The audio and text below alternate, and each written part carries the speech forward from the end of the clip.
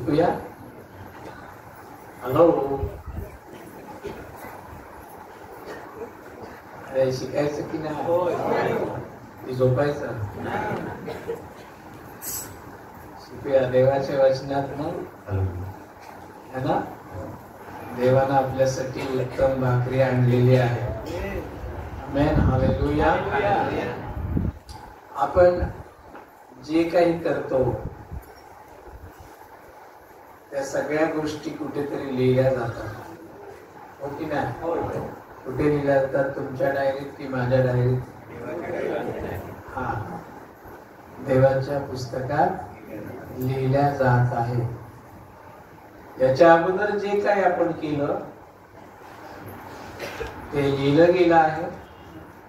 आज जे काही करणार आहोत तेही लिहिलं जाणार आहे. आणि याच्या पुढे जे काही होणार आहे ते सुद्धा लिहिलं जाईल. हालेलुया. माणसाने एखादं लिहायला घेतलं तर खूप चुका करेल तो, पण देव लिहित आहे हे लक्षात ठेवायचं. त्यामुळे इतकीशी सुद्धा गोष्ट प्रभूच्या नजरेतून सुटत नाही. आणि त्याच्यावरूनच काय होणार आहे? आपला न्याय होणार आहे. काय होणार आहे म्हणा? न्याय. आज या न्यायाविषयी आपण शिकणार आहोत.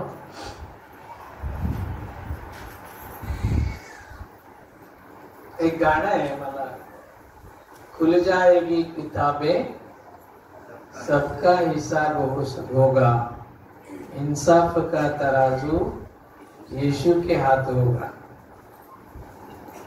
न्यायाचा तराजू. तराजू मध्ये काय केलं जातं? मोजमाप केलं जातं ना. एका पारड्यात वजन टाकलं जातं आणि दुसऱ्या पारड्यात वस्तू ठेवल्या जातात. तसं परमेश्वर आमच्या प्रभू येशू ख्रिस्ताच्या हातात तराजू आहे. एकदा तो आला, तो आम्हाला वाचवण्यासाठी आला, आमचं तारण करण्यासाठी आला. पण आता तो येणार आहे, तो आमचा न्याय करण्यासाठी. आम्हाला घेऊन जाणार आणि आमचा न्याय करणार. तर असे हे तो न्यायाचा दिवस, मरणानंतर प्रत्येकाचा न्याय ठरलेला आहे. तो दिवस ठरलेला आहे. विचार करा किती लोक असतील. 2025 किती वर्ष? 2025. इतक्या वर्षात किती लोक मेली असतील. आणि प्रभू येईपर्यंत आता जे काही आपल्याला दिसतंय ना ते सगळे मरणार आहेत. आणि त्या प्रत्येकाचा न्याय होणार आहे. किती वेळ लागेल? आपल्याला कोर्टात गेल्यावर न्याय मिळायला किती दिवस लागतात? दिवस नाही, वर्ष विचारायला पाहिजे. किती तरी वर्ष निघून जातात. काही लोक तर मरून जातात तरी त्यांना न्याय मिळत नाही. बरोबर आहे? परंतु परमेश्वराचं म्हटलंय न्यायाचा दिवस. न्यायाचा दिवस, न्यायाचे दिवस नाही. सगळं एका इतकं आमचं परमेश्वर सामर्थ्यशाली आहे की कॉम्प्युटर पेक्षाही अतिशय वेगानं त्याचं पुस्तक किंवा त्याची बुद्धी चालते. आणि इतक्या पटापट सगळ्यांचा न्याय केला जाणार आहे. एकही सुटणार नाही. त्या न्याय तो कसा असेल तो न्याय ते आपण या पवित्र शास्त्रातून आज पाहणार आहोत. मत्तेचं पुस्तक पहा, 10वा अध्याय वचन 15.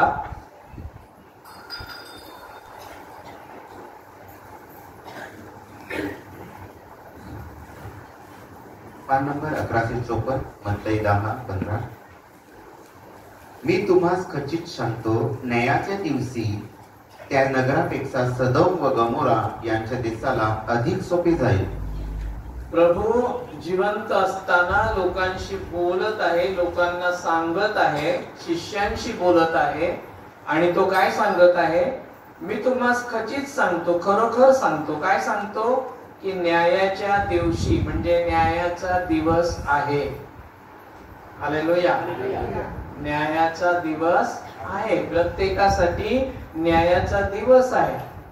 आणि त्यावेळेला तो काय म्हणतो, पवित्र शास्त्रातलं सगळ्यात पापी ठिकाण कोणतं आहे माहित आहे? सदोम आणि सगळ्यात जास्त पाप, सगळ्यात जास्त वाईट गोष्टी जर कुठल्या नगरामध्ये घडलेल्या असतील तर ते पवित्र शास्त्रामध्ये सदोम आणि गमोरा या नगराविषयी लिहिलेलं आहे. बरोबर आहे. परंतु प्रभू काय म्हणतो, न्यायाच्या दिवशी त्या नगरांना थोडस सोपं जाईल. हॅलो. पण बाकीच्यांना कठीण जाईल. असंच आहे ना. वचन व्यवस्थित वाचा. सगळ्यात भयंकर पाप ज्याच्यामुळे प्रभूला चीड आली, देवाला राग आला, देवाने ते नगर जाळून टाकलं, इतका देवाला राग आला. पण इथे तो काय म्हणतो की न्यायाच्या दिवशी त्या नगरांना सोपं जाईल पण दुसऱ्यांना मात्र खूप जड जाईल. हॅलो. आपण सदोम गमोरा नाही आहेत, आपल्याला सोपं नाही आहे, जड जाईल, खूप जड जाईल. आणि म्हणून त्या दिवसाची तयारी करायची आहे. असे 8 प्रकारचे न्याय असणार आहेत प्रियांनो. पहिला न्याय जो प्रभू येशू ख्रिस्ताने वधस्तंभावर केलेला आहे, झाला. पहिला न्याय आहे तो वधस्तंभावरचा न्याय. हा पापाचा न्याय आहे. म्हणजे पृथ्वीवर या जगामध्ये जितक्यांनी पाप केलं होतं त्या सगळ्यांच्या पापाचा न्याय त्या वधस्तंभावर करण्यात आला आणि तो न्याय झाला. म्हणूनच प्रभू येशू काय म्हणाला, आता पूर्ण झालेलं आहे. हालेलुया. आणि असं म्हणून त्यानं तो न्याय केला. हा विश्वासणाऱ्याच्या न्यायाचा पाया आहे. आणि जेव्हा याच्यावर जेव्हा कोणी विश्वास ठेवतो तेव्हा त्याचं कारण होतं की त्या वधस्तंभावर माझ्या पापांसाठी येशू ख्रिस्त मरण पावला आणि जी पापाची शिक्षा मला होणार होती ती त्याने स्वतःवर घेतली आणि मला त्याने सोडवलं. त्यामुळे आता तो न्याय माझ्यावर राहिला. एकदा शिक्षा झाली ना, बरोबर ना. एका खुन्याला, एक खून केला, एक अपराध केला तर त्याला शिक्षा किती असते? एकच असते. बरोबर ना. की 10 शिक्षा दिल्या जातात? नाही. तशी आमच्या सर्वांच्या पापांची शिक्षा ठरलेली होती, परंतु ती आमच्यावर येशूनं ठेवली नाही, तर ती त्याने स्वतःवर घेतली आणि त्याने आमचा न्याय केला. किती वाईट गोष्ट ना. हॅलो. काय नाही समजलं? अरे किती वाईट की चांगली गोष्ट. तुमच्या चेहऱ्यावर आनंद दिसला नाही म्हणून मी टाकली गुगली. बरोबर ना. जरा जरा विचार करा, जरा ते ध्यानामध्ये आणा की त्या वधस्तंभावर किंवा प्रभू येशूला पकडल्यापासून अगदी वधस्तंभावर मरेपर्यंत, प्राण सोडेपर्यंत किती भयंकर यातना आणि वेदना त्यांनी सहन केलेल्या आहेत. हालेलुया. आणि आमच्या पापाच्या बदली जो ख्रिस्त, तो काय केला गेला? बलिदान असा केला गेला. त्यामुळे तो न्याय आता आमच्यावर राहिलेला नाही. कोणावर? जो येशू ख्रिस्तावर विश्वास ठेवतो त्याच्यासाठी. हालेलुया. जगासाठी तो आहे. ज्यांनी विश्वास ठेवलेला नाही, ज्यांनी प्रभू येशू ख्रिस्ताचा स्वीकार केलेला नाही, त्यांना तो दंड, ती शिक्षा भोगावी लागणार आहे. आणि ती शिक्षा प्रत्येकानं पाहिली आहे. त्यावेळच्या लोकांनी पण पाहिली आणि आम्ही पण पाहिली, चित्रपटात का होईना पण पाहिली. की नाही? चित्रपटात बघून जर आम्हाला इतकी भीती वाटते, आम्हाला इतक्या वेदना होतात, इतकं रडायला येतं, तर प्रत्यक्षात ज्यांनी पाहिलं त्यांची काय स्थिती झाली असेल?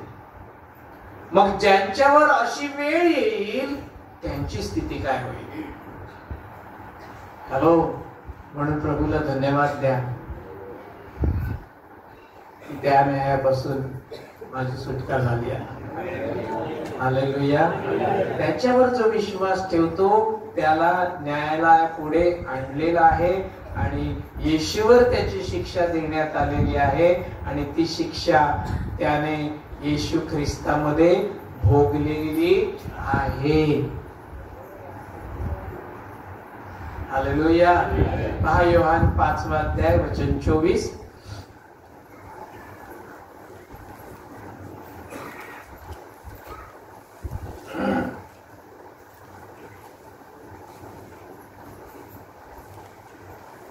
योहान 5:24. मी तुम्हास खचित सांगतो, जो माझे वचन ऐकतो व त्याने मला पाठवले त्याच्यावर विश्वास ठेवतो त्याला सर्व कालचे जीवन आहे आणि तो न्यायात येणार नाही, परंतु तो मरणातून जीवनात पार गेला आहे. कोणासाठी? बघा, वधस्तंभावरचा जो न्याय झाला तो आमच्यासाठी आहे. त्याच्याविषयी काय म्हटलंय? प्रभू पुन्हा म्हणतो, मी तुम्हाला खचित खरोखर सांगतो, जो माझे वचन ऐकतो व ज्याने मला पाठवले त्याच्यावर विश्वास ठेवतो त्यालाच सर्व काळचं जीवन आहे. हालेलुया. आणि तो न्यायात येणार. आमेन.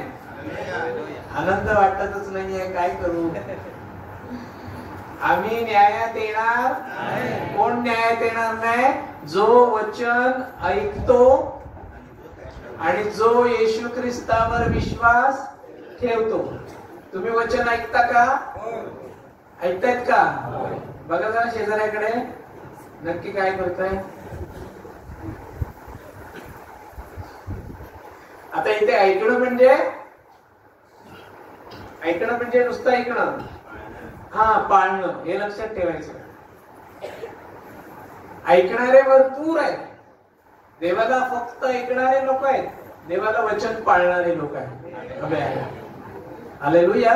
म्हणजे आपण असं म्हणून, जे वचन पाळतात आणि ज्यानं येशूला पाठवलं त्याच्यावर विश्वास ठेवतात त्याला हे सर्वकालचं जीवन आहे आणि तो न्यायामध्ये येणार.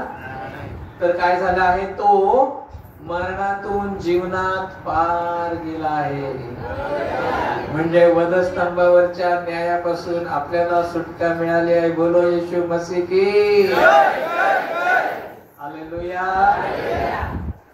किती छान ना?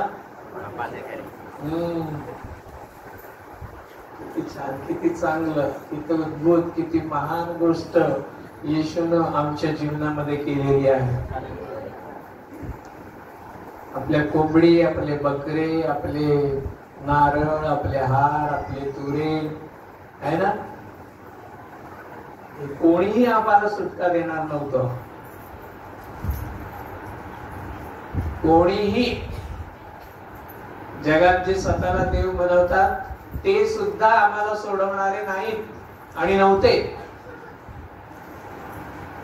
पण आम्हाला सोडवण्यासाठी स्वर्गातून आला, त्याचं नाव येशू. आणि त्यानं आपले सर्व पाप घेऊन त्या वधस्तंभावर आमचा न्याय केला आहे. आता आम्ही त्या न्यायामध्ये नाही. आमच्यावर हा न्याय आता होणार नाही. रोमकरास पत्र 8वा अध्याय वचन 1 बघा.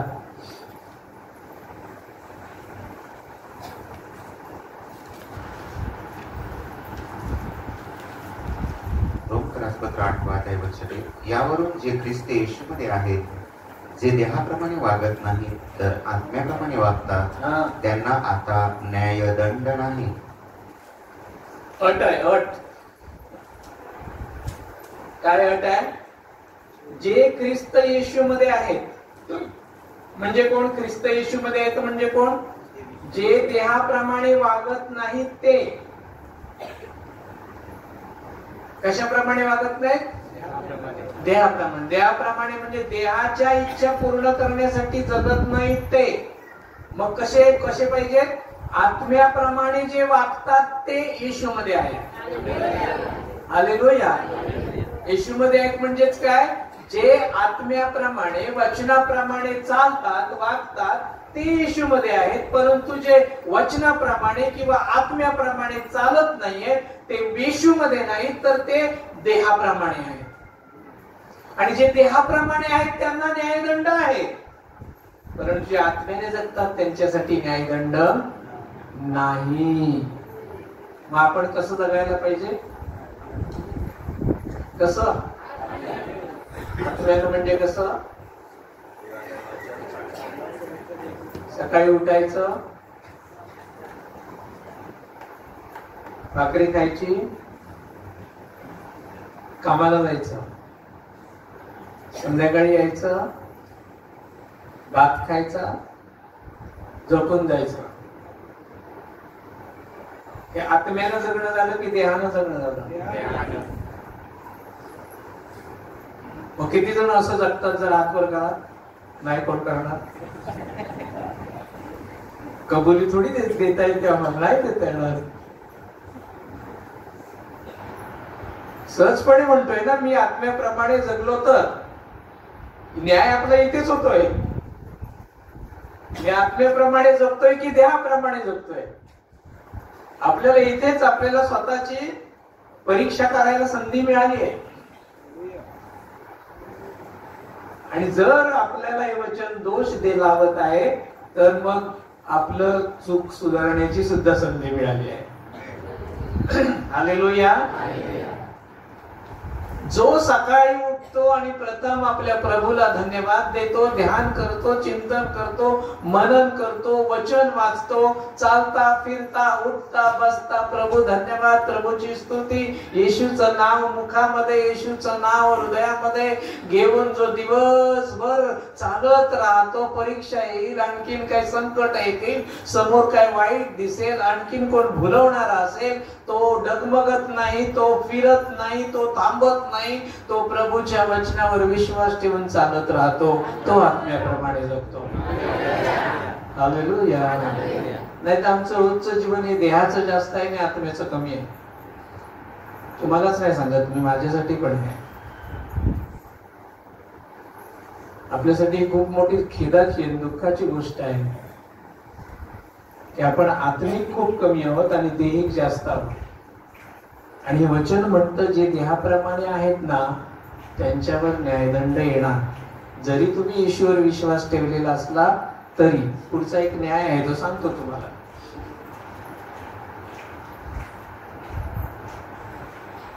सगळे एकदम थंड झालेले, टेन्शन वाली बात बोलली. हालेलुया. काय तयारी तर केली पाहिजे ना, बरोबर ना? तुमच्यावर मला पण एक टेन्शन येतं की नाही. हालेलुया. हो प्रभूला धन्यवाद. पहा वचन काय स्पष्ट म्हणतं, जे ख्रिस्त येशूमध्ये आहेत त्यांना न्यायदंड नाही. पण कंसात लिहिलंय जे देहाप्रमाणे वागत नाहीत तर आत्म्याप्रमाणे वागतात त्यांना.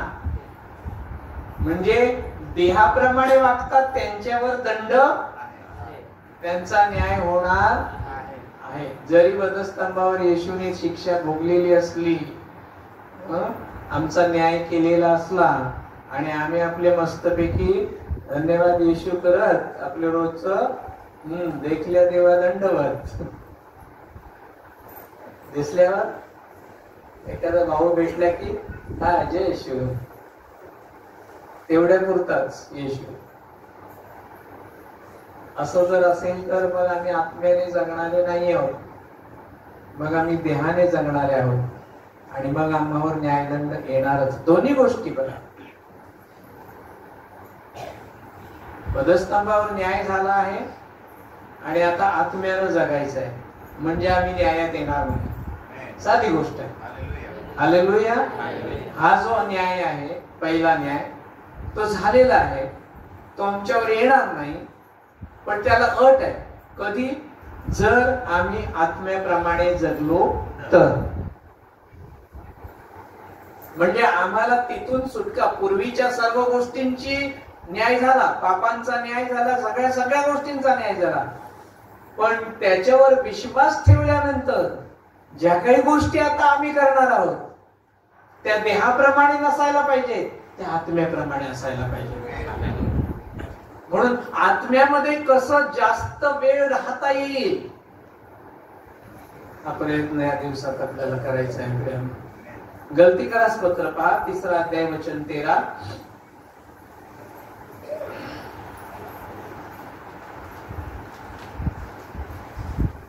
गलती 3:13. ख्रिस्ताने आमच्या ठिकाणी सापपात्र होऊन नियमशास्त्रातील सापापासून खंडणी देऊन आम्हा सोडवले, कारण जो कोणी झाडावर टांगलेला आहे तो सापीत आहे असे लिहिले आहे.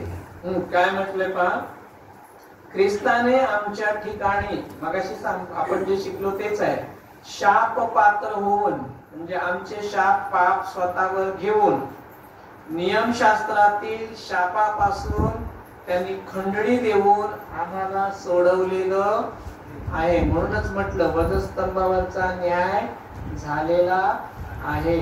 त्या पापांची शिक्षा आता आम्हाला भोगावी लागणार नाही. हालेलुया. आणि पुढे काय म्हटलेलं आहे पहा, कारण जो कोणी झाडावर टांगलेला म्हणजे इथे झाडावर का शब्द वापरला मला कळत नाही. वधस्तंभावर असा शब्द पाहिजे असा हवा होता. वधस्तंभावर ते लाकडाचा होतं, त्यामुळे भाषांतर करताना कदाचित ते झालं असावं. झाडावर म्हणजेच वधस्तंभावर जो टांगलेला आहे तो शापित आहे. कोणामुळे? आमच्यामुळे. मरण त्याला का आलं? आमच्यामुळे. आमचं त्याने घेतलं ना. हालेलुया. म्हणून तो शापित झालेला आहे असं लिहिलं आहे. आणि म्हणूनच पुन्हा हा न्याय आमच्यावर येत नाही.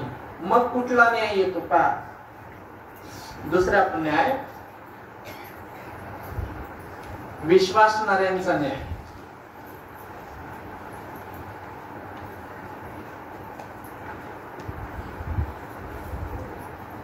काय लिहिलंय पहा, विश्वासणाऱ्यांचा न्याय. 1 कोरिंथिकरास पहिलं पत्र 11वा अध्याय 30 ते 32 आपण वाचूया.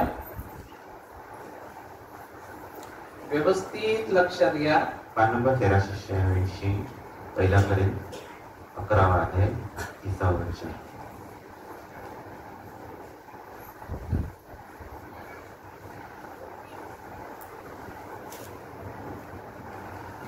वचन, यामुळे तुम्हामध्ये पुष्कळ अशक्त व रोगी आहेत आणि कित्येक निजले आहेत.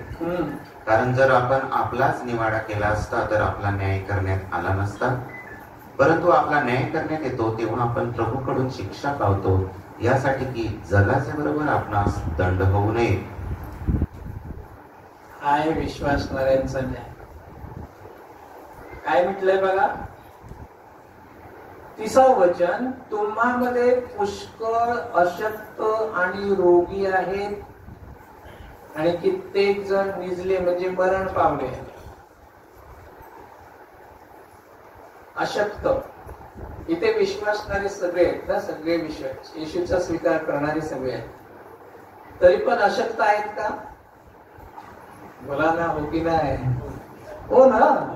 मग काय, रोगी आहेत का? हो की नाही? अरे पाप गेलं, शाप गेलं, म्हणजे अशक्त पण का राहिलंय? हे रोग का राहिले? हा आपल्या विश्वासणाऱ्यांचा न्याय चालू आहे. ही काय आहे? आपल्याला झालेली शिक्षा आहे. लक्षात येते का? आपण अशक्त का आहोत? कारण आपण विश्वास ठेवून सुद्धा आत्म्याने जगण्याऐवजी जेव्हा देहाने जास्त जगतो तेव्हा आमचा प्रभू आम्हाला शिक्षा करतो. मला जे अशक्त आहेत त्यांनी समजायचं माझं काहीतरी चुकलेलं आहे. जे रोगी आहेत त्यांनी समजायचं मी चुकलेलो आहे म्हणून मला ही शिक्षा होत आहे. हॅलो, काही लोकांना प्रश्न पडतो, बरेच अरे मी प्रार्थनेला जातो तरी सुद्धा असं का होतं? तू फक्त प्रार्थनेला जातो आणि येतो. आज उत्तर घेऊन जा. तू आत्म्याप्रमाणे जगतो ना, तर तू अशक्त राहणार नाहीस, तर तू रोगामध्ये राहणार नाहीस. तर तुझ्या कामात तुला अडखळण येणार नाही. तू जे काही हाती घेशील त्याच्यात तुला अपयश येणार नाही. परंतु येशूवर तू विश्वास ठेवलास आणि तरीही सुद्धा तू आत्म्याप्रमाणे चालत नाहीयेस, म्हणून प्रभू तुला शिक्षा करत आहे. कशाला? शिस्त लावायला. हालेलुया. चांगलाय की नाही? बरोबर की नाही? काय करतो देव? शिक्षा करतो. आपलं मूल चुकलं की आपण शिक्षा करतो की नाही? कोण करत नाही ते?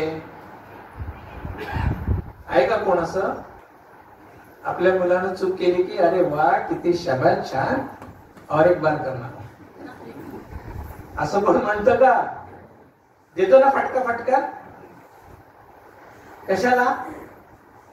त्यानं बिघडावं म्हणून की त्यानं सुधारावं म्हणून? हा, मग आज जर रोगी असाल तर समजायचं मला सुधारण्यासाठी आहे. हालेलुया. गोळ्या घेतल्या तरी बरं होत नाही, औषध खाल्लं तरी बरं होत नाही, काहीतरी चुकलंय. हॅलो, काहीतरी. विश्वासणाऱ्यांचं वागणं सुधारण्यासाठी आणि त्याला शिस्त लावण्यासाठी देवानं ही शिक्षा केलेली आहे. हालेलुया. या न्यायाचं, असं हे न्यायाचं स्वरूप आहे, अशी पद्धत आहे. बघा ना तिथे काय म्हटलंय 32व्या वचनामध्ये, आपला न्याय करण्यात येतो तेव्हा आपण प्रभूकडून शिक्षा पावतो. का शिक्षा होतात? का अशक्त आहोत? का रोग येतात? का आजारपण येतात? का परीक्षा येतात? याचं कारण आहे तिथे. यासाठी की जगाच्या बरोबर आपल्याला दंड होऊ नये. हालेलुया. म्हणजे जगाचा न्याय होईल ना, त्यावेळेला त्यांना दंड होईल, तुम्हाला नाही होणार. तुम्हाला आता होईल. हालेलुया. त्याने वचनच दिले ना, विश्वास ठेवलास म्हणजे मी तुझं तारण करेन. पण तारण करेन म्हणून तू कसा पण वागशील तर चालणार नाही, फटके पडतील. हालेलुया. किती छान आहे ना पवित्र शास्त्र. शाळेतली आठवण येते ना, शाळेतली. आपले मास्तर, आपले शिक्षक असेच करायचे ना, द्यायचे ना फटके. सुधारलो की नाही त्याच्यामुळे की बिघडलो? शिक्षकांची शिक्षा घेऊन कोण बिघडलेला आहे का इकडे? सगळे सुधारले. बरोबर ना? आणि वचन पण आम्हाला तेच सांगतो. काय म्हणतंय 32 वचन परत वाचा. आपला न्याय करण्यात येतो, सगळ्यांचा न्याय करण्यात येईल, त्यावेळेला आपला न्याय इथेच होत आहे. इथेच आपल्याला शिक्षा दिली जात आहे. का? जगाबरोबर आपल्याला दंड होऊ नये म्हणून. हालेलुया. प्रभूला किती काळजी आहे आपली.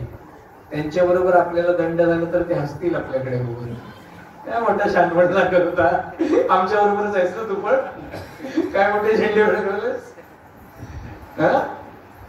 हालेलुया.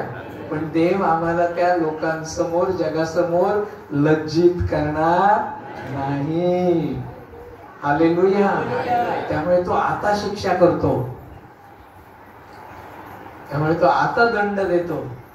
ही शिक्षा आल्यावर हा सुधरेल, हा आपले मार्ग बदलेल, याचं वागणं बदलेल, याचं बोलणं बदलेल. हालेलुया. बरं, हाच पर्याय. बिछाण्यावर पडल्यावरच खरी ओळख होते प्रभूची. तेव्हाच आठवतात काय चुकलं असेल, नाही तर एरवी कुठे वेळ असतो आपल्याला आठवण करायला, हो की नाही?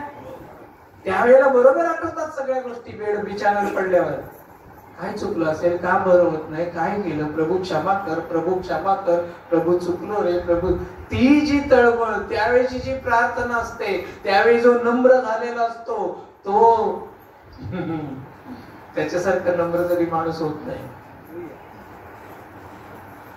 आणि म्हणून आपल्या सुधारण्यासाठी म्हणा, माझ्या सुधारण्यासाठी शिक्षा आहे. माझा न्याय जगाबरोबर मला दंड मिळू नये म्हणून आता मला शिक्षा होते. हालेलुया. काय जगाबरोबर मला दंड मिळू नये म्हणून आता मला शिक्षा होत आहे. इब्री पत्र पहा 12 अध्याय वचन 3 ते 11 आपण वाचू. इब्री 12 3 ते 11. खूप छान उदाहरण इथे दिलेलं आहे बघा. एक राजपत्र 12 एक वचन वाचू आपण. नंबर 1459. तर ज्याने आपणा विरुद्ध पाप्यांनी केलेले एवढे बोलणे सोसले त्याच्याविषयी विचार करा, यासाठी की तुम्ही आपल्या जीवास दमून जाऊन खचू नये. पौल अगोदर सावध करतो. शिक्षा आहेत, आजार आहेत, दुखणं आहे, संकट आहेत, अडथळे आहेत, यश मिळत नाहीये, सगळं काही आहे. पौल म्हणतो तुम्ही खचून जाऊ नका. हालेलुया. आणि मग 4थ्या वचनात तो काय म्हणतो? तुम्ही पापाशी लढत असताना तुमचा रक्तपात होईपर्यंत अजून त्याला विरोध केला नाही. तुम्ही पापाला इतका विरोध केला नाही अजून. तो विरोध कोणी केलाय? येशूनं. आपलं रक्त सांडेपर्यंत त्याने पापाला विरोध केलाय. तुम्ही केलाय का? तो विचारतो. आपल्याला प्रश्न विचारतो, केलाय का आम्ही? नाही एवढा विरोध आम्ही. मग पुढे काय म्हणतो तो? आणखी जो बोध जसा मुलांना तसा तुम्हाला केला आहे तो तुम्ही विसरला आहात. मी जसा लहान लहान मुलांना जसा बोध करतो तसं मी तुम्हाला शिकवलं होतं. तो आठवण करून देतोय. इब्रीकरातल्या लोकांना तो आठवण करून, जेव्हा मी तुमच्यामध्ये होतो त्यावेळेला मी तुम्हाला शिकवलं होतं. कोणीतरी विचारलं असेल त्याला, अरे पौला, तुझ्या सांगण्याप्रमाणे मी येशूवर विश्वास ठेवला, मी येशूच्या मागे चालायला लागलो, मी प्रार्थना करायला लागलो, तरी पण माझा आजार पण का जात नाही, तरी पण मी अशक्त का आहे, तरी पण मला संकट का आहे, तरी पण माझ्यावर ह्या गोष्टी का आहेत. त्यावेळेला पौल त्याला समजावून सांगतोय त्या मंडळीतल्या लोकांना की तुम्हाला मी सांगितलं होतं आणि आता परत तो सांगतोय. काय म्हणतोय पहा. आणि त्याने तो असा की माझ्या मुला प्रभूची शिक्षा तुच्छ मानू नको आणि त्याने तुझा निषेध केला असता खचू नको. काय म्हटलंय पहा 5वं वचन. आणखी जो बोध जसा मुलांना तसा तुम्हाला केला आहे तो तुम्ही विसरला आहात. काय बोध केला होता? तो असा की माझ्या मुला प्रभूची शिक्षा तुच्छ मानू नको. बरेच दिवस काय होतो, जर प्रार्थना ऐकली नाही ना की आपण देवापासून मग दूर जातो. मी एवढं करतोय तरी प्रभू माझी प्रार्थना ऐकत नाही. तुम्ही एवढं करू नका.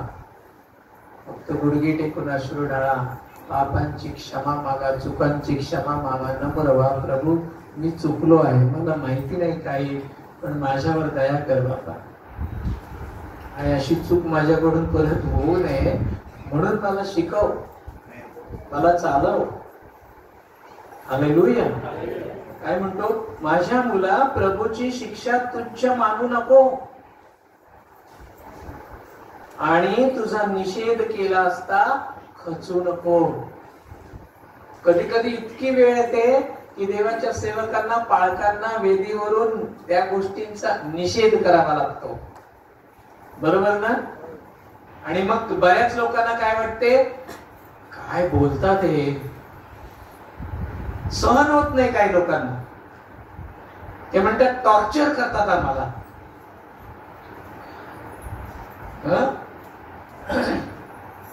काय आमच्याकडे सध्या टॉर्चर. पण वचन म्हणतं की तुझा निषेध केला असता तू खचू नको. तर काय कर, विचार कर की हे वचन आज माझ्याकडे का आलं. नक्कीच माझ्याकडे काहीतरी चुकीचं आहे आणि ती चूक होऊ नये, ती सुधारण्यासाठी आज देव त्याच्या दासाच्या द्वारे, वचनाच्या द्वारे माझ्याशी बोलत आहे. नम्रपणे ही शिक्षा मी स्वीकारली पाहिजे. मी पश्चाताप केला पाहिजे, मी रडलं पाहिजे. पण उलट होतं, लोक कठीण होतात. त्यांना वाटतंय काय बोलताय, असं कुठं करायचं असतं का? पण लक्षात ठेवा, वचन जे आहे ते आमच्या जीवाची सुधारणा करणार आहे. हालेलुया.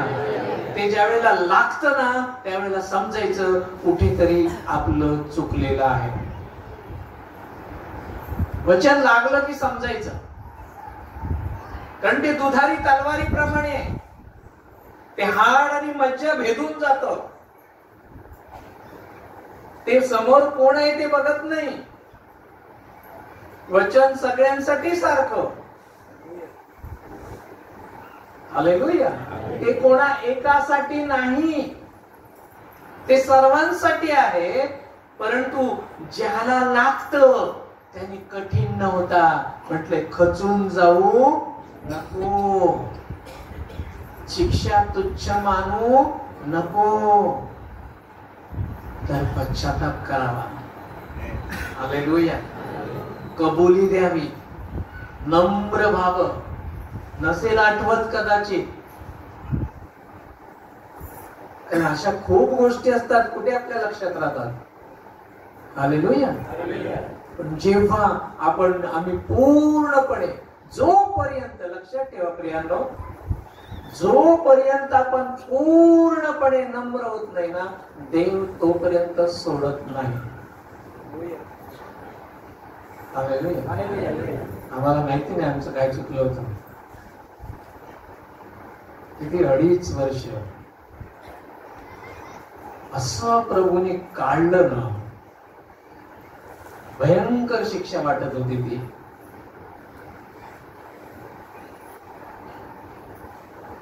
तेव्हाच शिकलो की अश्रू कसे ढाळायचे, किती नम्र व्हायचं.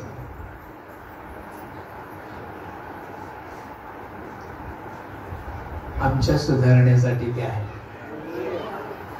तुमचा न्याय, तुम्हाला तिथे दंड मिळू नये म्हणून आजच प्रभू तुम्हाला सावध करतो. चांगलं आहे की वाईट आहे? 6वं वचन पहा, वाचा 6वं वचन. कारण ज्याच्यावर प्रभू प्रीती करतो त्याला तो शिक्षा करतो, ज्याच्यावर तो प्रेम करतो त्याला तो शिक्षा करतो, आणि ज्या प्रत्येक मुलाला तो अंगीकारतो त्याला तो फटके मारतो. ज्या प्रत्येक मुलाला तो अंगीकारतो त्याला तो फटके मार. तुम्ही शेजारच्या मुलाला जाऊन माराल का? मारा नाही. तुमचा त्याचा काय संबंध? त्याच्यावर तुमचं प्रेम आहे का? बस बघण्यापुरतं, भेटण्यापुरतं एवढंच. पण तुमचा मुलगा चुकला तर मारणार की नाही तुम्ही? शेजारच्या चुकल्यावर माराल का? जाऊन त्याला फार तर काय करू, बापाला सांगू, हा बघ काय असं करतो.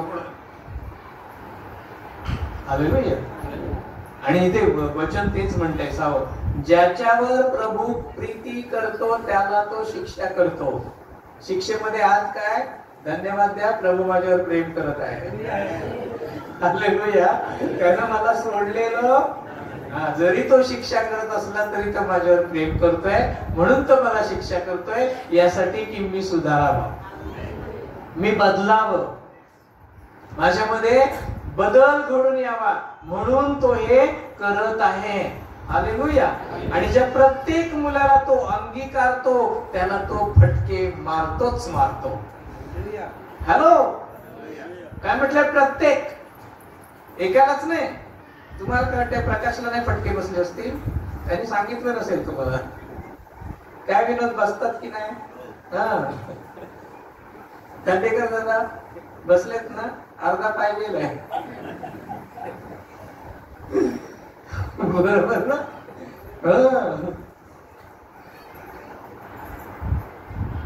भयंकर असत, परंतु प्रेम आहे, त्याचं ते प्रेम आहे. हालेलुया. प्रभूचं ते प्रेम आहे. आम्ही न्यायामध्ये येऊ नये म्हणून तो आम्हाला शिक्षा करतो. हालेलुया. तो फटके मारतो. 7वं वचन, तुम्ही शिक्षणासाठी शिक्षा सोसता. कशासाठी? बोला, कशासाठी? शिक्षणासाठी शिक्षा सोसता. पुढे देव जसा मुलांशी तसा तुम्हाशी वागतो. जसा मुलांशी तुम्ही वागता तसा देव सुद्धा तुमच्याशी वागतो. कारण ज्याला बाप शिक्षा करीत नाही असा कोण मुलगा कोण आहे आहे? असा मुलगा ज्याला बाप शिक्षा करत नाही? फक्त बाप नाही, कारण कोणतरी वेगळाच असेल. जर मुलाला शिक्षा करणारा शिक्षा न करणारा पण बाप असेल तर तो बाप नाही, त्याचं प्रेम नाही. हालेलुया.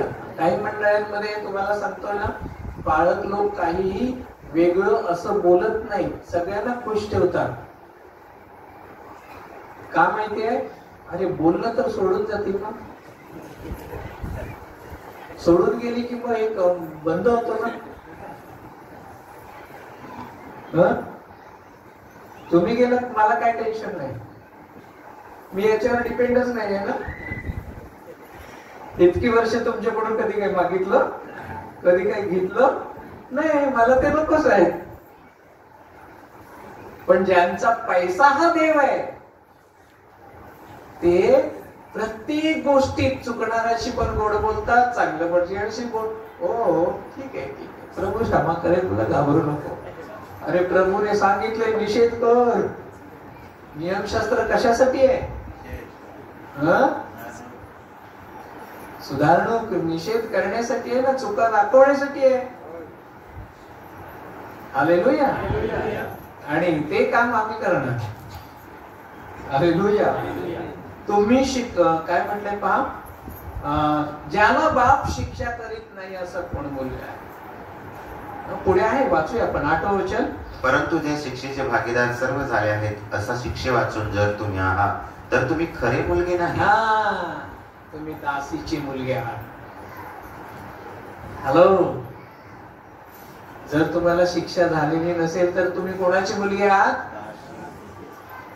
दासीचे मुलगे. तुम्हाला काय नाही. अब्रामाचं बघा, अब्रामाची 2 मुलं ना, बरोबर ना. एक हिच्यापासून सारापासून झालेला आणि दुसरा दासीपासून झालेला. सारापासून झालेला तो कोण? नाही माहिती. इसा. आणि दासीपासून इस्माईल. वतन कोणाला मिळालं? अब्रामाचं वतन कोणाला मिळालं? दासीच्या मुलाला मिळालं की अब्रामाच्या मुलाला मिळालं? येस. म्हणजे वतन जर हवं असेल तर आम्हाला आमच्या बापाच्या अधीन राहिलंच पाहिजे. मग तो जन्म देणारा असेल आणि दुसरा असेल आत्म्यानं जन्म देणारा. हालेलुया. आणि तो जर तुम्हाला शिक्षा करतो तर तुम्ही समजायचं खरोखर मी त्या बापाचा मुलगा आहे. पण तो जर तुम्हाला शिक्षा करत नाही, तो जर तुमच्या चुका दाखवत नाही, तर समजायचं की तुम्ही बापाचे नाही, तुम्ही दासीचे आहात. हालेलुया. खूप वेळा वाचतो, आपल्याला समजतं कधी बघा. पुढे पहा 9वं वचन. शिवाय आपल्या देहाचे बाप आपल्याला शिक्षा करणारे होते आणि आपण त्यांची भीड धरीत असू तर आपण फार विशेष करून आत्म्याच्या बापाचे अधीन व्हावे आणि जगावे की नाही. किती साधं सोपं उदाहरण. देहाचे बाप, आताच म्हणाल मी, जन्म देणारे बाप काय करत होते? शिक्षा करणारे होते आणि आपण त्यांची भीड करत म्हणजे भीती. घाबरतो की नाही? प्रत्येक मुलगा आपल्या बापाला घाबरतो की नाही? आई ते कोण असं जो घाबरत नाही की बापाला बापच घाबरतो त्याला. असं असेल तर गडबड आहे बाबा. कोण बाबा आहे का असा की आपल्या पोराला घाबरतो? इकडे नाही ना. आमच्याकडे येतात शाळेमध्ये ना, काही पेरेंट्स पालक असे येतात, सर हा ऐकतच नाही, सर हा शिव्या देतो, सर हा असं करतो. मी सरळ म्हणतो, मग बाप कोण? तो की तुम्ही? मी सरळ बोलतो, बाप कोण?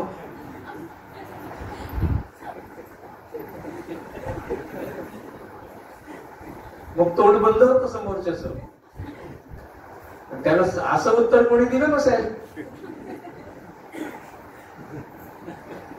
तो आता एवढासा आहे आणि त्याच्या म्हणण्याप्रमाणे जर तुम्ही चालत असाल तर तो तुमचा बाप झालाय.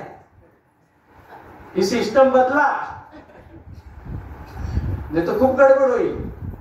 आपल्याकडे नाही ना तसं. पण तुम्हाला जमत नसेल तर मला सांगा. मी मुलांना खूप चांगलं सुधारतो. हालेलुया. मग तो कोणी असू दे, माझ्याकडे खूप आयडिया आहे. जाऊ दे, ते वेगळं होईल. आपण वचनाकडे येऊया. काय लिहिलंय पहा. 9वं वचन ना. आपल्या देहाचे बाप आपल्याला शिक्षा करणारे होते आणि त्यांची आपण भीड म्हणजे भीती धरीत असू तर आपण फार विशेष करून आत्म्यांच्या बापांच्या अधीन व्हावे आणि जगावे की नाही. देहाने जन्म दिलाय त्याच्या अधीन राहतो की नाही, त्याचा आदर करतो की नाही. मग आत्म्याने ज्यानं आपल्याला जन्म दिलाय त्याचा आदर नाही करायचा का? त्याच्या अधीन राहिलं पाहिजे की नाही, त्याचं ऐकलं पाहिजे की नाही, की कुरकुर करायची. कोणता बाप जास्त श्रेष्ठ? मग तुम्हाला देहाने जन्म देणारा की आत्म्याने जन्म देणारा? कोणता जास्त सन्मानास पात्र आहे? नक्की का? खरं का? हालेलुया. कारण देहाने जन्म देणारा आपला नरकात गेला जातो, आत्म्याने जन्म देणारा आम्हाला स्वर्गाकडे घेतो. हालेलुया. म्हणून ते जास्त सन्मानास योग्य आहेत, ते जास्त आदरास योग्य आहेत. लक्षात ठेवा. जे तुमच्या घरात येतात, जे देवाचं वचन पोई पेरतात, जे तुमच्यासाठी प्रार्थना करतात, काय त्यांना घरदार नसतं, त्यांना मुलं बाळ नाहीये, ते सगळं टाकून तुमच्याकडे येतात. हालेलुया. का? कारण बापाचं हृदय त्यांना परमेश्वरानं दिलं आहे. ते आपल्याच घरातल्या आपल्याच मुलांकडे बघत नाहीत, तर देवाने दिलेली ही मुलं आहेत ना, त्यांच्याकडे पण त्यांना लक्ष द्यावं लागतं. आणि म्हणून मी तर म्हणेन आपल्या मुलांपेक्षा ते तुमच्याकडे जास्त धावतात. हालेलुया. कारण तुम्हाला जे पिता, बाप, याजक, सेवक, पास्टर जे काही म्हणायचे ते म्हणा, जे दिलेले आहेत ते देवानं दिलेले आहेत. आणि ते कशासाठी दिलेले आहेत? तुम्हाला सुधारावं म्हणून. प्रत्यक्षात प्रभू तर येऊन तुम्हाला शिकवू शकत नाही. शिकू शकतो का? म्हणून त्यानं नेमलेत ना.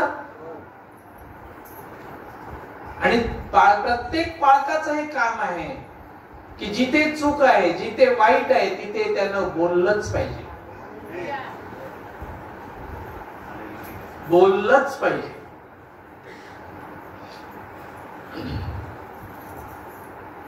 नाहीतर तो बाप नाही. वचनाप्रमाणे काय म्हटलंय पहा. आत्म्याच्या बापाच्या अधीन व्हावं आणि तुम्ही जगावं की नाही. याचं उत्तर काय? होय. बरोबर ना. त्यांच्या अधीन असलं पाहिजे की नाही, त्यांचा आदर राखला पाहिजे की नाही. हालेलुया. आमच्या समोर कितीतरी उदाहरण आहेत की ज्याने आपल्या आत्मिक पित्याचा आदर ठेवलेला आहे, देवाकडून आलेल्या शब्दाचा आदर ठेवलाय. अब्रामापासून अगदी पेत्र पौल पर्यंत. आणि हाच आदर जर आम्ही करतो तर मग आम्हाला शिक्षा कशाला होते? हालेलुया. 10वं वचन पहा. कारण थोडक्या दिवसापर्यंत त्यांना जसं बरं वाटलं त्याप्रमाणे ते आम्हाला शिक्षा करीत असतात. थोडक्या दिवसापर्यंत काय वर्षानुवर्ष थोडी मारतात, वर्षानुवर्ष थोडी बोलतात. तुम्ही सुधारेपर्यंतच बोलणार. मग तुमच्या हातात आहे. Hello hello. कोणाच्या हातात आहे की कुठपर्यंत बोलून द्यायचं आम्हाला? चूक लगेच सुधारली तर इथून बोलण्याचा काय फायदाच नाही ना. सुधारणा दिसली, पश्चाताप दिसला की तो सेवक तो बाप कशाला बरेल परत परत बोलणार आहे? काही गरजच नाहीये, सोडून देईल तो. परंतु तो तिथपर्यंत बोलेल जोपर्यंत सुधारणा होत नाही. हालेलुया. परंतु हा तर आमच्या हितासाठी, आम्ही त्याच्या पवित्रतेचे भागीदार व्हावे म्हणून शिक्षा करतो. का करतो शिक्षा? का बोलतो? बघा, कशासाठी उत्तर दिलंय ते काय? आमच्या हितासाठी. म्हणा, आमच्या हितासाठी. हितासाठी म्हणजे फायद्यासाठी, माझ्या फायद्यासाठी. आत्मिक बाप का बोलतो? माझ्या फायद्यासाठी. दुसरं आणखी कशासाठी म्हटलंय? पवित्रतेचे भागीदार व्हावे म्हणून. म्हणा, पवित्रतेचे भागीदार व्हावे. माझ्या फायद्यासाठी आणि पवित्रतेचे भागीदार होण्यासाठी काय करतो? आत्मिक बाप बोलतो. आत्मिक बाप शिक्षा करतो. हालेलुया. शिक्षा करतो म्हणजे तो काय थोबाडीत मारतो का? तुमच्या घरी काठी घेऊन झोडतो का कधी? आपण आपल्या पोराला काठी घेऊन मारतो. आत्मिक बाप फक्त काय करतो? वचन घेऊन येतो. हालेलुया. हालेलुया. दोन गोष्टी लक्षात ठेवायचं. वचन लागलं जोरात की दोन गोष्टी लक्षात ठेवायच्या. माझ्या फायद्यासाठी आणि पवित्रतेचा भागीदार होण्यासाठी हे आज मला मिळालं आहे. हालेलुया. हालेलुया. विश्वासणाऱ्यांचा जो न्याय होणार आहे त्या न्यायामध्ये मी येऊ नये, जगाच्या बरोबर मला न्यायदंड होऊ नये म्हणून आज मला ही शिक्षा भोगली पाहिजे. आज मला शिस्त स्वतःला लावली पाहिजे, माझ्यामध्ये सुधारणा केली पाहिजे आणि म्हणून देव आमच्यावर शिक्षा आणतो. हालेलुया. 11 वचन. कोणती शिक्षा तर सध्या आनंदाची अशी वाटत नाही, तर खेदाची वाटते. तरी तिचा अनुभव ज्यांना मिळाला आहे त्यांना ती पुढे न्यायीपणाचे शांतिकारक फळ देते. सुरुवातीला केलेली शिक्षा सगळ्यांनाच वाईट वाटते आणि सगळे त्या पास्टरला शिव्या घालतात मनातनं. तोंडासमोर ते जय येशू पास्टर आहे, पण आतून एवढ्या बोलतात ना की ह्या माझ्या हातात असतं तर ह्याला बघित असता पाहिजे. इतक्या लोकांसमोर बोलतो काय तू? काही काही जण म्हणतात काय करतो की नाही, त्यांना वचन काय म्हणतो? मला एकट्याला घेऊन बोलायचं होतं ना. अरे पाप केलंस तेव्हा एकट्यात नाही केलंस ना, सगळ्यांसमोर केलंस, सगळ्यांसमोर बोलवलं. बरोबर ना? हालेलुया. किती राग येतो, किती दुःख होतं, किती वाईट वाटतं. काही काही जण तर मंडळीच सोडतात, टॉर्चर करतात म्हणतात. इकडे त्याला नाव दिलंय त्यांनी. अरे प्रभूच्या शिक्षेला तुम्ही टॉर्चर हे नाव दिलं, काय व्हायचं तुमचं? हा, ओके. पुढे काय म्हटलंय? सध्या आनंदाची वाटत नाही, खेदाची वाटते, तर तिचा अनुभव ज्यांना मिळालेला आहे त्यांना ती पुढे न्यायीपणाचे शांतिकारक फळ देते. हालेलुया. हालेलुया. एक माझ्या जीवनातली एक साक्ष सांगतो. मी सांगितले, माझे वडील ज्या वेळेला मरण पावले त्यावेळेला मी काय केलं होतं माहित आहे? हे सगळं टक्कल करून टाकलं आमच्याकडच्या पद्धतीप्रमाणे. मला माहिती नव्हतं, बायबल मध्ये माझं ते वाचनात आलं नव्हतं त्यावेळेला, की मी जास्त जुना नव्हतं ना, मी नसतो. झालं, पास्टरांनी बघितलं.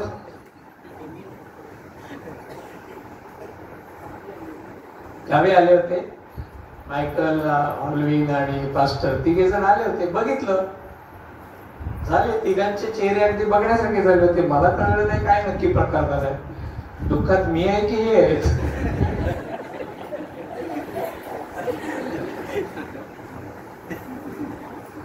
झालं.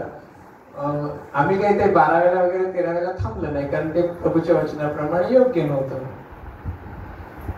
खूप त्याच्यासाठी पण मला खूप ऐकावं लागलं. आणि मग पहिलाच रविवार चर्च मध्ये झाली ना सुरुवात.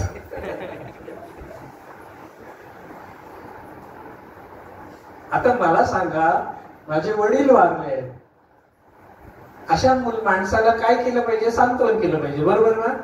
हा, माझं इथे वेदीवरून असं सांत्वन होत होतं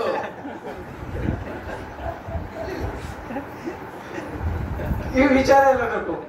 मी तिकडे बाबाच्या इकडे कमी रडलो असेल, इकडे खाली म्हणून जास्त रडत होतो. अरे काय ही कुठली पद्धत आहे? असे विचार मनात येत होते. ही काय पद्धत झाली? 10-12 दिवस पण झाले नाही वचनात असे बोलतात, हे काय? पण आम्ही ते सहन केलं, शांत राहिलं. एकदा एक रविवार नाही, 2-3 रविवार.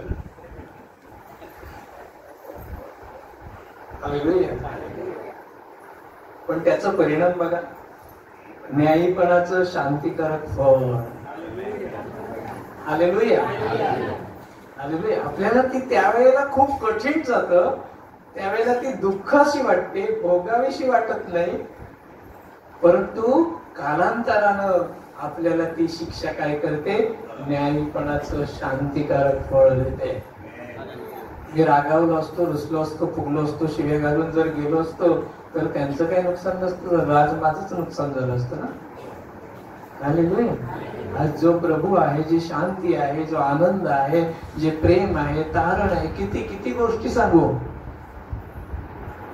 या सगळी गोष्टी अनुभवायला कधीच मिळाल्या नसत्या. हालेलुया. इतक्या लोकांशी मी कधीच बोलू शकलो नसतो. तुमच्यासारखी इतकी चांगली भावंड मला कधीच आतापर्यंत मिळालीच नसती. खरं आहे की नाही? हालेलुया. हा, म्हणून शिक्षा येते त्यावेळेला समजा माझ्या फायद्यासाठी आणि पवित्रतेचा भागीदार होण्यासाठी आहे. मला स्वतःला शिस्त लावली पाहिजे, मी स्वतःमध्ये सुधारणा केली पाहिजे. हालेलुया. हे आमचं काय आहे? विश्वासणाऱ्यांचा हा एक प्रकारचा न्याय चालू आहे. हालेलुया. रोज, कारण आम्हाला तिथे दंड होऊ नये. आमेन. कोणी त्याच्यामध्ये राहिला नाही तर,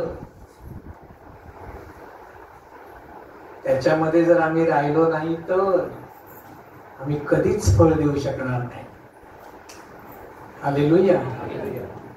मग आत्म्याचे बाप का बोलतात? आम्ही त्याच्यामध्ये राहावं म्हणून, आणि ती फळं आम्हाला मिळावीत म्हणून. तुम्ही माझ्यामध्ये आणि मी तुमच्यामध्ये राहिलो म्हणजे तुम्हाला भरपूर फळं येतील. योहानाच्या पुस्तकात नाही का वचन? Hallelujah, hallelujah. आलीत का फळं? हालेलुया. भरपूर फळ, नाही तर मरून गेलं असतं झाड. मनावर घेतलं असतं, शिक्षेचा जर आदर राखला नसता तर आज आम्ही पुष्कळ फळ द्यावं. म्हणून त्याच्यामध्ये राहिलं पाहिजे, त्याच्यापासून वेगळं असू नये. म्हणून देहाला शिक्षा दिली जाते यासाठी की आत्मा तारला जावा. हालेलुया. कोणाला? प्रभू कोणाला शिक्षा देतो? शरीराला शिक्षा देतो. वेदना होतात, दुखत, पण का? आत्मा वाचला पाहिजे. हालेलुया. कुठेतरी एका ठिकाणी म्हटले ना, मी याच्या शरीराला सैतानाच्या स्वाधीन करतो कारण याचा आत्मा वाचला पाहिजे. पौलाचंच आहे, करिंथीला कुठे मला आता आठवत नाहीये ते.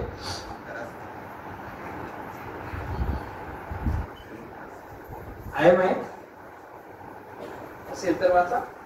करिंथी पत्र त्याचा 5वा अध्याय 4थं वचन 4-5. कोणता करीन? पहिला करिंथ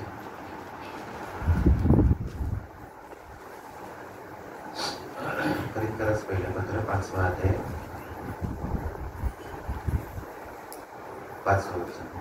वाचू. येस, बरोबर. असाला देहाच्या नाशाकरिता सैतानाच्या स्वाधीन करावे, या असासाठी की त्याचा आत्मा प्रभू येशूच्या दिवशी तारला जावा.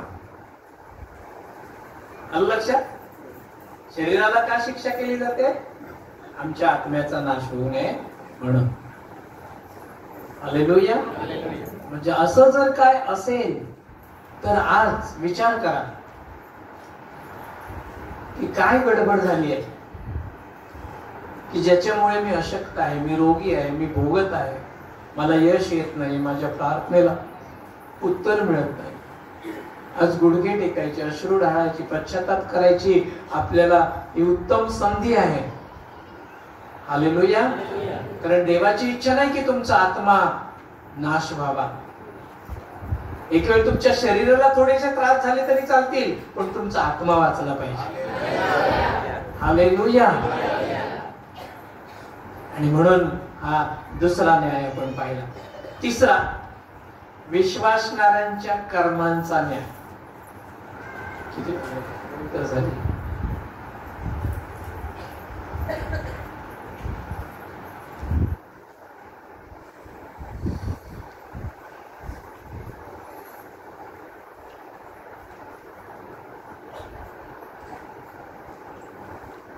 सुरुवात नाही करत, आपली वेळ झालेली आहे. परत नाहीतर मध्येच थांबवावं लागेल. बाकीच्या पुढच्या गोष्टी आपण पुढच्या वेळेला शिकूया. काय काय शिकलो जरा डोळे बंद करून आठवा बरं. 2 न्यायाविषयी आपण शिकलो.